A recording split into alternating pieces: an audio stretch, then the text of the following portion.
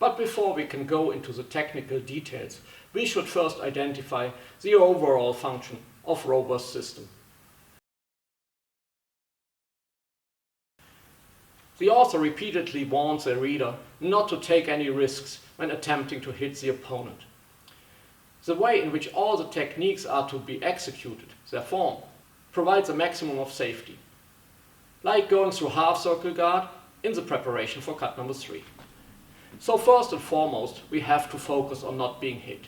This very conservative approach is already visible in the title, The Art of Defense. Therefore, the overall function, as in form follows function, of Roworth's system is to preserve the fencer's health, or in short, safety first. Disabling the opponent with cuts or thrusts to ultimately prevent him from making further attacks is just one means to achieve this goal. The fundamental safety aspect is distance. If the opponent can't reach you, he can't injure you, so you are safe. But since there's some reason why you are fighting and not just walking away or even have a beer together, there has to be a compromise. Because if the opponent can't reach you, you can't reach him either. So let's have a look at what Roworth has to say on that matter.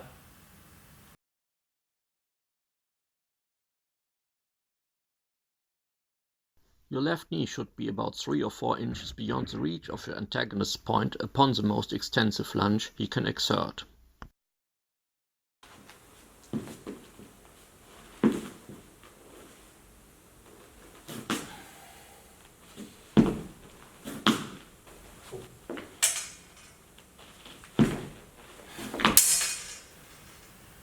While this may theoretically be ideal, Roworth acknowledges that this method may have some shortcomings in reality.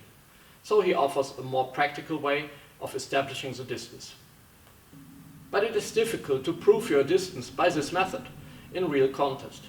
In that case, you may judge more easily from the point of your sword just reaching his shell when both your arms are straight and neither inclining the body improperly forward.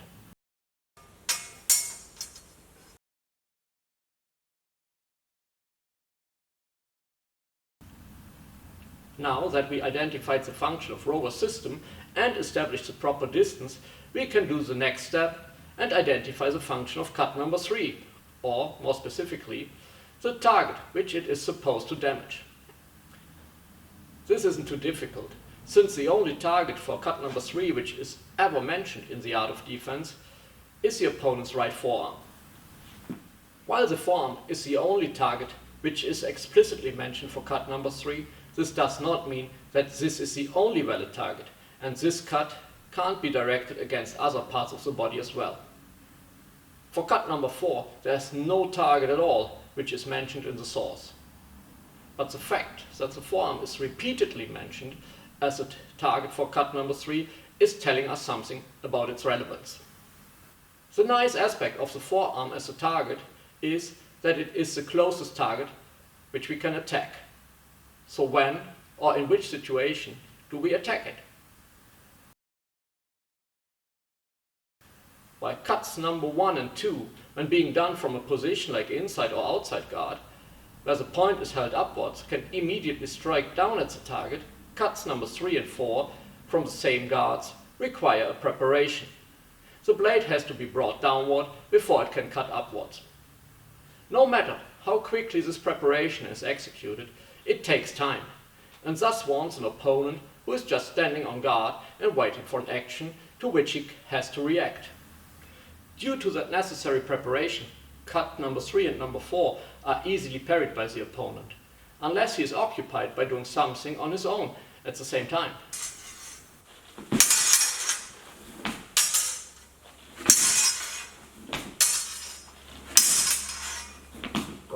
Or even worse, he could react with a counterattack instead of a parry.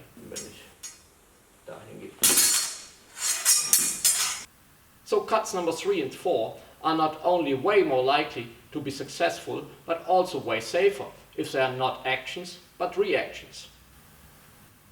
Therefore, in what we regard to be the basic application of cut number 3, we yield to pressure which the opponent exerts onto our blade by pushing his sword to his left side.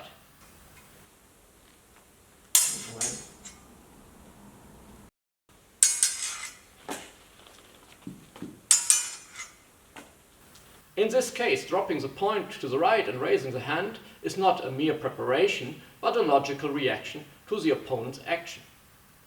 So even if the opponent should recognize this reaction, he has less time to react to it, since he is occupied with his own action, which is applying pressure to our sword. Yes, applying pressure, or at least applying too much pressure, to the opponent's sword is a mistake. One of the most fundamental mistakes in swordsmanship. But the opponent making a mistake is generally the situation in which you can hit him. If he does everything right, he will not be hit. Later in this video, we will have a look at some other situations where the opponent brings the sword further to his left side, which permit the same reaction by the fencer.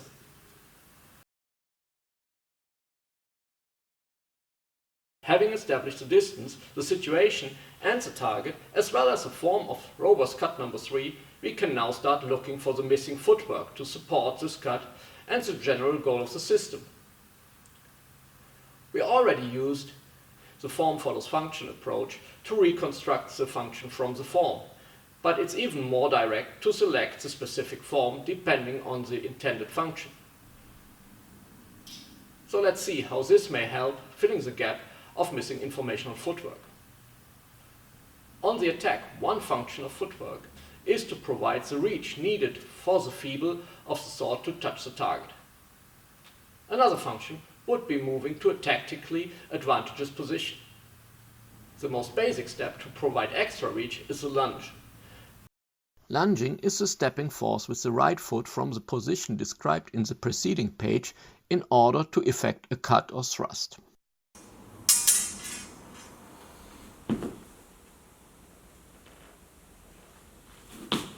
Some feedback to our last video, given on Facebook, seems to suggest that some people read this passage to say that the lunge is mandatory to effect cut or thrust. In other words, that you can't effect a cut or a thrust with other footwork. I disagree with this. Because on the one hand, that would mean ruling out a number of valuable options for a real fight, and on the other hand, the art of defense itself offers a number of examples which contradict this. While the lunge provides the most reach when it comes to bringing the fencer closer to the opponent, that is all it does. It does not bring a fencer into a tactically advantageous position. But as the opponent's forearm is the most forward part of his body, it is the closest target for the fencer. Thus, attacking the forearm from Roworth's preferred distance requires only a little extra reach provided by footwork, far less than you would need for attacks to the body. And since there is no need to gain maximum reach through footwork when attacking the forearm, other steps besides the lunge may come in handy. Steps which don't have the potential to bring the fencer into a distance which would be absurdly close for our situation, but which may also bring him into a position which is not only tactically better than on the opponent's line of defense, but also safer. With the first step of the forward traverse, we step off the opponent's line of defense while coming into proper distance to reach the forearm.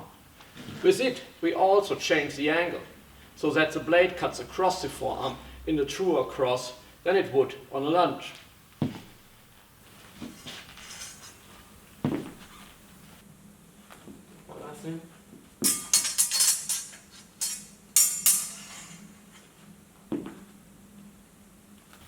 We also shift the body weight in the same direction as the cut, which, although not needed, provides a little extra strength for the cut.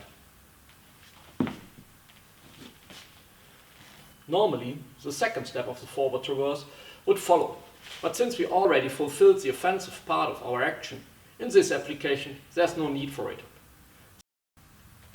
So in this case, instead of wasting time with the second step of the forward traverse, we immediately bring the right foot next to the left foot into the shift position, while following Roworth's form of cut number 3 by bringing the sword into outside guard.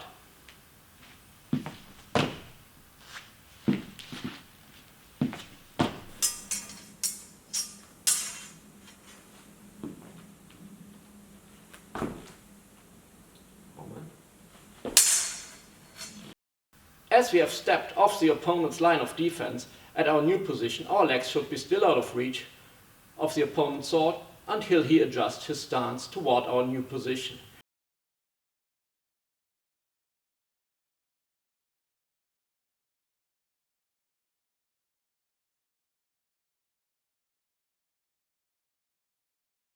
And if distance should appear critical, we can easily retreat.